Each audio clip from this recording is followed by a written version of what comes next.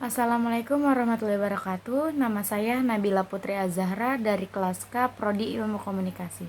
Saya akan menjelaskan kritika review tentang kerukunan antar sara. Sara yaitu akronim dari suku, agama, ras, dan antar golongan. Sara adalah pandangan ataupun tindakan yang didasari dengan pikiran sentimen mengenai identitas diri yang menyangkut keturunan, agama, kebangsaan, atau kesukuan dan golongan. Yang digolongkan sebagai sebuah tindakan sara adalah segala macam bentuk tindakan itu, verbal maupun nonverbal, yang didasari pada pandangan sentimen tentang identitas diri atau golongan. Sara dapat digolongkan menjadi 3 kategori, yaitu 1. Individual, di mana tindakan sara dilakukan oleh individu atau golongan dengan tindakan yang bersifat menyerang, melecehkan, mendiskriminasi, atau menghina golongan lainnya. Yang kedua, itu institusional. Tindakan ini merupakan tindakan yang dilakukan oleh institusi atau pemerintah melalui aturan atau kebijakan yang bersifat diskriminatif bagi suatu golongan. Nah, yang ketiga ada kultural. Sara yang dikategorikan di sini adalah tindakan penyebaran tradisi atau ide-ide yang bersifat diskriminatif antar golongan.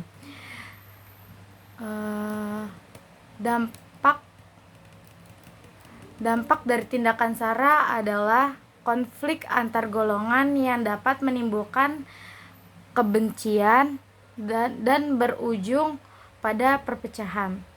Nah, di sini ada beberapa macam-macam konflik antar sara.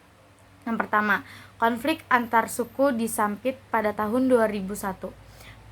Pada tahun 2001 silam terjadi konflik antara suku di Sampit. Tragedi itu dapat dikatakan sebagai kerusuhan paling mengerikan yang pernah terjadi di Indonesia. Penyebab konflik ini diduga akibat warga Dayak yang dibantai oleh warga Madura yang menetap di sana. Versi lain mengatakan jika kedua suku saling membakar rumah dan mengakibatkan suku Dayak yang memenuhi hampir semua wilayah Kalimantan Tengah murka. Karena tragedi ini 500 orang dikabarkan meninggal dunia. 100 diantaranya mengalami pemenggalan kepala oleh suku Dayak. Pemenggalan ini dilakukan oleh suku Dayak karena mereka ingin mempertahankan wilayah yang saat itu mulai dikuasai oleh suku Madura. Pihak kepolisian setempat sebenarnya sudah menangkap orang-orang yang dianggap sebagai dalang dari kerusuhan ini. Namun setelah ditangkap, kantor polisi justru dikepung oleh suku Dayak hingga polisi terpaksa melepaskan kembali tahanan. Konflik yang terjadi di tahun 2001 ini akhirnya berakhir setelah setahun berlangsung. Nah, yang kedua yaitu ada konflik antar agama di Ambon pada tahun 1999. 1 tahun pasca reformasi, Indonesia kembali menjadi perhatian.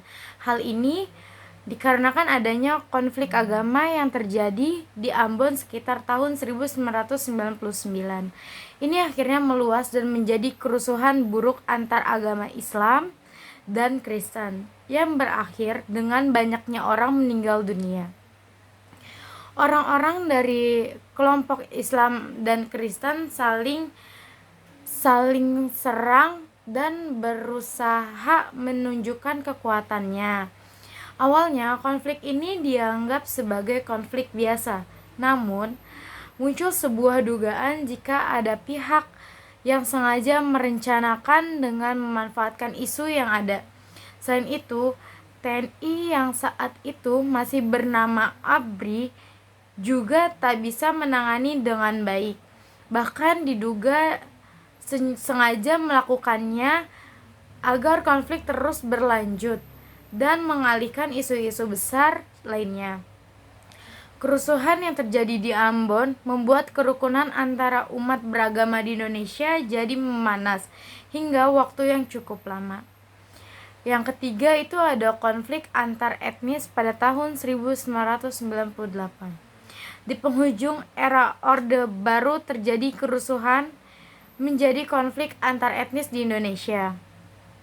Hal ini awalnya dipicu oleh krisis moneter yang membuat banyak sektor di Indonesia runtuh. Namun, lambat kerusuhan menjadi semakin mengerikan hingga berujung pada konflik antara etnis pribumi dan etnis Tionghoa.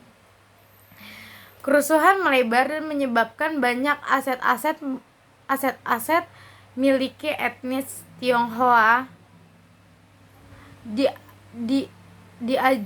dijarah dan juga dibakar karena kemarahan. Selain menjarah dan membakar banyak hal penting dari etnis Tionghoa, mereka juga melakukan tindak kekerasan kepada para wanita dari etnis ini. Kasus pelecehan seksual banyak dilaporkan hingga kasus pembunuhan pun tak bisa dihindari.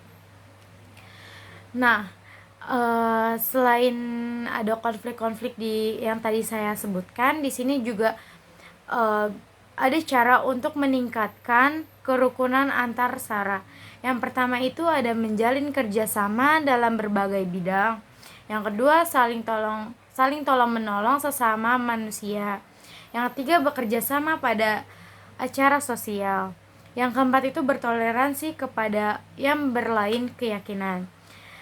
Nah, di sini juga saya akan mengasih tahu cara mewujudkan kerukunan antar ras, yakni saling menghormati antar sesama suku, bangsa, dan agama, tidak menimbulkan isu sara, juga saling menjaga. Dengan itu pasti semua akan rukun. Terima kasih